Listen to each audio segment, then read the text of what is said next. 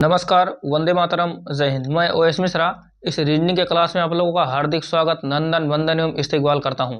जी हाँ, हम लोगों ने जो शुरू किया था 5 मिनट का सीरीज, वो 5 मिनट में न रहकर बल्कि 10 मिनट में पहुंच चुका था। तो उसी 10 से 12 मिनट में आज हम लोग बात करने वाले हैं नॉन ऑर्बल के अगले ही पोर्शन से या अगले ही चैप्टर से, जो कि होने वाला है बिंदु स्थापना। चलिए फिर जब हम बात करते हैं बिंदु स्थापना के कॉन्सेप्ट की, तो इसके कॉन्सेप्ट कुछ वेन आरेख चैप्टर के अवधारणा पर ही आधारित होते हैं, जो बिंदु स्थापना के कॉन्सेप्ट होते हैं।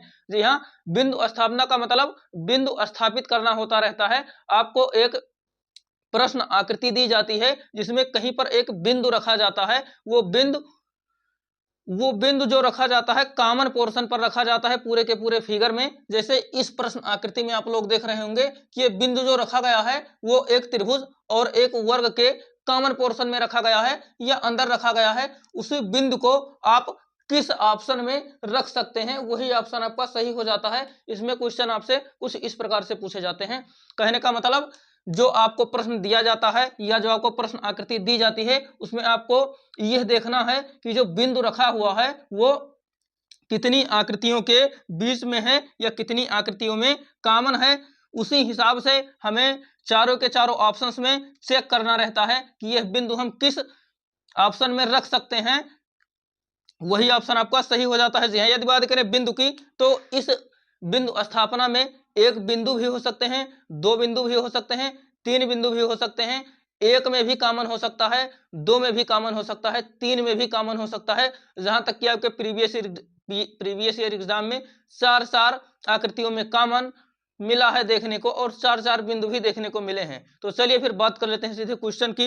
तो हमें सबसे पहला काम करना क्या है कि जो प्रश्न आकृति में बिंदु रखा हुआ दिखाई देगा उसको देखना है कि वो कितनी कितनी आकृतियों में कॉमन है। जी हाँ, मुझे स्पष्ट हम लोगों को यहाँ पर दिख रहा होगा कि एक तो त्रिभुज बनाया गया है, एक वृत्त बनाया गया है, वहीं पर एक वर्ग बनाया गया है। लेकिन ये जो बिंदु रखा गया है, ये हमारा जो कॉमन पोर्शन होने वाला है इसका, वो होने वाला है त्रिभुज और वर्ग।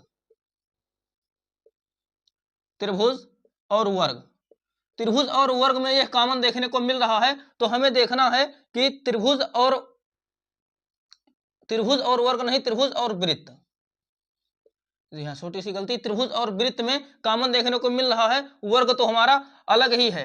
तो हमें यही काम करना है कि त्रिभुज और वृत्त का जो कॉमन जगह होगा वहीं पर इस बिंदु को रख देना है। चलिए फिर जब हम बात करते हैं केवल त्रिभुज और वृत्त की, और ये वर्ग से बाहर है, साथ ही ध्यान रखना है कि वर्ग से बाहर है। तो जब हम ऑप्शंस को चेक करने की कोशिश करते हैं तो यहां पर तो देखते हैं कि त्रिभुज और वृत्त तो दोनों दूर दूर हैं, फिर इसका कॉमन पोर्शन कैसे मिलेगा, तो ये हमारा पूरी तरह से ऑप्शन गलत हो जाता है। जी हाँ, जब हम बात करते हैं ऑप्शन बी की, तो ऑप्शन बी को यदि आप ध्यान से देखने की कोशिश करें तो त्रिभुज ये रहा और वृत्त ये रहा, इसका कॉमन पोर्शन तो ये देखने को मिलता है, लेकिन इस कॉमन पोर्शन को चारों ओर से ये वर्ग घेरे हुए है, लेकिन ये केवल त्रिभुज और वृत्त में कॉमन है, हालांकि वर्ग से बाहर है। तो वर्ग में हम इसको कैसे रख सकते हैं, इसलिए ऑप्शन बी भी गलत। यदि बात करें ऑप्शन डी की, तो जब हम ऑप्शन डी देखने की कोशिश करते हैं तो त्रिभुज और वृत्त का कॉमन जगह यहां पर मिलता होता है, लेकिन ये वर्ग के भी अंदर आता है, और हमने प्रश्नाकृति में देखा था कि बिंदु वर्ग के बाहर है। तो इस पोजीशन में जब हम देखने की कोशिश करें तो सी हमारा एकदम सही हो जाता है। लेकिन रही बात ये बिंदु रखा कहां जाएगा, तब जब हम केवल वर्ग और त्रिभुज की बात करते हैं तो यहां पर तो बहुत सारे कॉमन एरियाज पड़े हुए हैं जो कि एकदम से खाली हैं और वर्ग से बाहर भी हैं। तो हम इसको यहां पर रख सकते हैं या यहां पर कहीं पर भी रख सकते हैं, तो इसलिए इसका ऑप्शन सी सही हो जाता है। जी हाँ, वहीं पर जब बात करें अगले क्वेश्चन की, तो अगले क्वेश्चन में भी हमको कॉमन एरिया देखना है कि यह बिंदु किन किन आकृतियों के बीच कॉमन है। जब इसके कॉमन की बात करते हैं तो यह त्रिभुज के अंदर भी है और वृत्त के अंदर भी है, वहीं पर ये वर्ग के अंदर भी है या आयत के अंदर भी है। तो ये इतने के अंदर कॉमन है, वही कॉमन जगह देखकर हमें ये देखनी है कि हम किस ऑप्शन में इस बिंदु को स्थापित कर सकते हैं, यही हमारा हो जाता है बिंदु स्थापना। जी हाँ, जब हम बात करें इसको स्थापित करने की, तो जब हम यहाँ पर तीनों का कॉमन एरिया देखते हैं तो हमें स्पष्ट दिखाई दे रहा है कि त्रिभुज और वर्ग दोनों अलग अलग हैं। तो यहाँ पर तो 2 का ही कॉमन एरिया नहीं मिल पा रहा है, तो तीनों का कॉमन एरिया कैसे मिल जाएगा, गलत।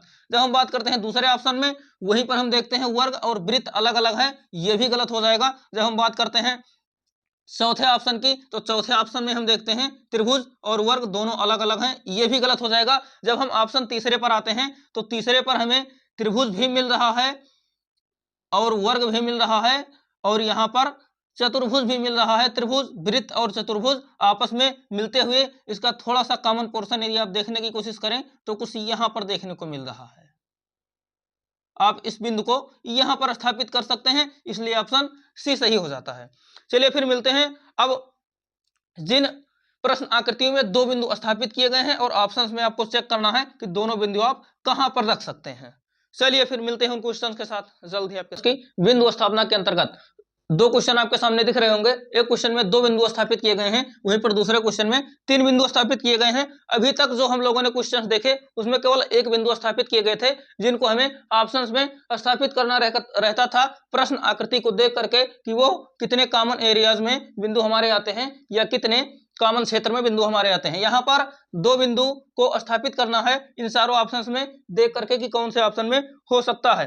तो हम लोगों ने अभी देखा कि बिंदु को देखकर ये पता कर लेंगे कि ये कौन कौन से कॉमन क्षेत्र में आता है। जो हमारा पहला ऊपर वाला बिंदु है ये हमारा आता है केवल त्रिभुज और वृत्त में, त्रिभुज और वृत्त में आता है ऊपर वाला बिंदु। और जो हमारा दूसरा बिंदु यहाँ पर बीच में रखा हुआ है ये वृत्त से तो बाहर है लेकिन वर्ग और त्रिभुज के अंदर आ जाता है। ये वर्ग या आयत और त्रिभुज के अंदर आ जाता है। यही काम हमें इस ऑप्शंस में देख करके करना है कि क्या हमें वर्ग और त्रिभुज का कॉमन एरियाज ऑप्शन ये में देखने को मिल रहा है। तो वर्ग और त्रिभुज का कॉमन एरिया ये हमें देखने को मिला, लेकिन ये वृत्त के अंदर भी हो गया, लेकिन ये वृत्त से बाहर है। वर्ग और त्रिभुज जब हम दूसरे बिंदु को ही स्थापित करने की बात करते हैं तो वर्ग और त्रिभुज का कॉमन एरिया यहाँ पर तो देखने को मिला, लेकिन ये वृत्त के अंदर है और यहाँ पर जो बिंदु स्थापित किया गया है ये वृत्त के बाहर है, इसलिए ऑप्शन ये गलत। जब हम बात करते हैं पहले बिंदु की तो ये केवल त्रिभुज और वर्ग में रखा गया है। यदि हम बात करें केवल त्रिभुज और वर्ग का तो जगह पहला बिंदु तो स्थापित हो सकता था, वहीं पर जब दूसरी बिंदु हमने स्थापित करने की कोशिश की तो ऑप्शन ये एकदम गलत हो गया। जब बात करें दूसरे ऑप्शन की, यदि बात करें दूसरे ऑप्शन की, तो जब हम पहले बिंदु स्थापित करने की कोशिश करते हैं जो कि त्रिभुज और वृत्त में है, तो जब हम त्रिभुज और वृत्त का कॉमन एरियाज देखते हैं तो पहला बिंदु तो हम कुछ इस प्रकार से स्थापित कर सकते हैं यहाँ पर, और वहीं पर जब बात दूसरे बिंदु की जाएगी जो कि केवल त्रिभुज और वर्ग में है तो हमें केवल त्रिभुज और वर्ग का ये इतना पोर्शन देखने को मिल तो रहा है ऑप्शन बी में, लेकिन हम देखते हैं कि ये वृत्त के अंदर भी है, लेकिन ये दूसरा बिंदु वृत्त के बाहर है, इसलिए ये यहाँ स्थापित नहीं हो सकता। ऑप्शन बी भी गलत। जब हम बात करते हैं ऑप्शन डी की, जब हम बात करें ऑप्शन डी की तो ऑप्शन डी आप ये ध्यान से देखने की कोशिश करें तो जब हम पहले बिंदु को स्थापित करने की कोशिश करते हैं जो कि त्रिभुज और वृत्त में है, तो त्रिभुज और वृत्त पहला बिंदु हमारा ये रहा त्रिभुज, ये रहा वृत्त, तो इसको हम यहाँ पर स्थापित कर सकते हैं पहले बिंदु को। वहीं पर जब बात दूसरे बिंदु की आएगी जो कि केवल है त्रिभुज और वर्ग में, जब हम त्रिभुज और वर्ग का केवल कॉमन एरिया देखने का कोशिश करेंगे तो हमें लगता है दिखाई दे नहीं रहा है कोई कॉमन एरिया, हालांकि इसको बीच में ये भरा हुआ था, खाली जगह नहीं थी, इसलिए ऑप्शन डी भी गलत हो जाता है। यदि हम आसानी से स्थापित करने की बात करें तो पहला बिंदु त्रिभुज और वृत्त, पहला बिंदु हमको स्थापित करना है त्रिभुज और वृत्त के अंतर्गत, तो जब हम केवल त्रिभुज और वृत्त की बात करेंगे तो यहाँ पर तो ढेर सारे कॉमन एरियाज दिख रहे हैं, हम इसको यहाँ पर स्थापित कर सकते हैं।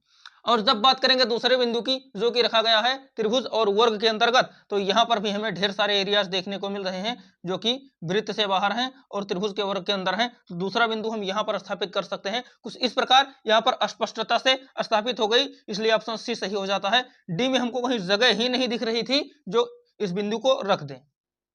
जी हाँ, ये रहा आपके दो बिंदुओं का कॉन्सेप्ट, चाहे दो बिंदुओं को स्थापित करना हो चाहे तीन बिंदुओं को स्थापित करना हो, यही कॉन्सेप्ट आपका होने वाला है। जी हाँ, जब हम बात करेंगे तीन बिंदु की यहाँ पर तो इसका भी कॉमन एरियाज देख लेंगे कि ये कौन कौन से जगह में कॉमन है।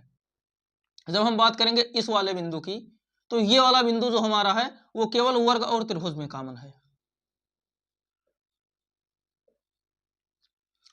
और जो हमारा ये नीचे वाला बिंदु है ये हमारा केवल त्रिभुज में है, इसको किसी से कोई मतलब नहीं। ये हमारा हो जाता है केवल त्रिभुज में।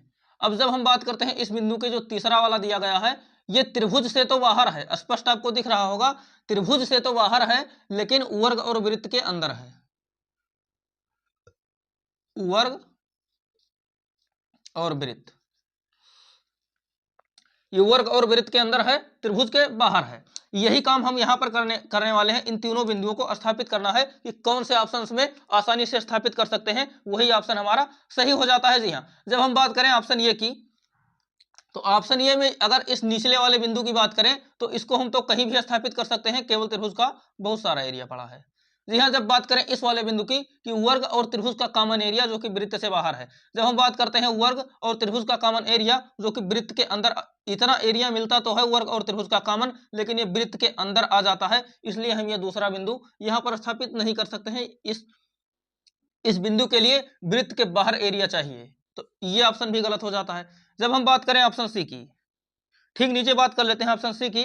जब हम ऑप्शन सी की बात करें तो हम ये वाला बिंदु तो कहीं भी स्थापित कर सकते हैं, कुछ इस प्रकार से सबसे नीचे वाला। जब हम बात करते हैं इस वाले बिंदु की जो कि वर्ग और त्रिभुज के अंतर्गत आता है लेकिन वृत्त से बाहर, तो वर्ग और त्रिभुज का एरिया हमें इतना मिलता तो है, लेकिन हम देखते हैं ये वृत्त के अंदर आ जाता है, इसलिए ये गलत हो जाता है, वृत्त के बाहर होना चाहिए। जी हाँ, जब बात करते हैं अगले ऑप्शन की जो कि ऑप्शन डी आपका होने वाला है, यदि आप इसको ध्यान से देखने की कोशिश करें तो ये बिंदु तो हम कहीं भी रख सकते हैं, केवल त्रिभुज वाला यहां पर भी रख सकते हैं। जब हम बात करेंगे, हाँ, जो ये वाला बिंदु दिया गया है जो कि केवल है त्रिभुज और वर्ग के अंदर, जब हम त्रिभुज और वर्ग का कॉमन एरिया ढूंढते हैं तो हमें एरिया तो बहुत सारा मिल जाता है इतना, लेकिन ये वृत्त के अंदर पड़ता है, इसलिए हम यहाँ पर कोई बिंदु नहीं रख सकते हैं। ये वाला बिंदु यहाँ पर नहीं रख सकते हैं क्योंकि ये वृत्त के अंदर आ जाता है। यहाँ पर जो बिंदु स्थापित किया गया है ये पूर्णतः वृत्त से बाहर स्थापित किया गया है। जी हाँ, जब हम केवल एक ही ऑप्शन बचा तो हमारा सही हो जाता है। कैसे? यदि आप इसको देखने की कोशिश करें तो केवल त्रिभुज का एरिया तो बहुत सारा दिख रहा है, इसको हम यहां पर भी रख सकते हैं। वर्ग और त्रिभुज, जी हाँ, जब हम बात करेंगे वर्ग और केवल त्रिभुज की तो वर्ग और केवल त्रिभुज का ये इतना एरिया हमको खाली दिख रहा है, यहां पर रख सकते हैं दूसरा बिंदु वर्ग और त्रिभुज। अब जब हम बात करते हैं वर्ग और वृत्त, तो ये वाला एरिया जो हमें दिख रहा है ये त्रिभुज से बाहर है और वर्ग और वृत्त के अंदर है, तो हम इस बिंदु को यहां पर रख सकते हैं। ऑप्शन बी सही हो जाता है कुछ इस प्रकार से। इसी प्रकार से बिंदु स्थापना के अंतर्गत आपको जितने भी क्वेश्चंस या जितने भी ऑप्शंस दिए जाएंगे कुछ इसी प्रकार से रख के देखना है। चलिए फिर बिंदु स्थापना को यहीं पर खत्म करते हैं, मिलेंगे अगले किसी वीडियो के साथ। अगले वीडियो में हम बात करेंगे water image and mirror image की, कहने का मतलब जल प्रतिबिंब और दर्पण प्रतिबिंब के बारे में कुछ क्वेश्चंस के साथ। Thanks for watching, good bye.